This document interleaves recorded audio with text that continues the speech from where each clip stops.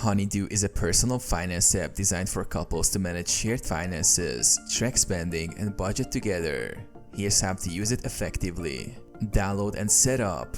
Download the Honeydue app from the App Store or Google Play. Sign up using your email or Google account and invite your partner to join. You both will have access to the same account, allowing for shared financial management. Connect your accounts. Link your bank accounts, credit cards, and other financial accounts to Honeydue. The app will securely sync your financial data to help track your spending and balances. Track shared expenses. Honeydue allows you to categorize expenses and mark them as shared or individual. This helps track joint expenses like rent, utilities, or groceries, ensuring clarity on what each person owes. Create budgets. Set monthly budgets for various categories and track spending in real time.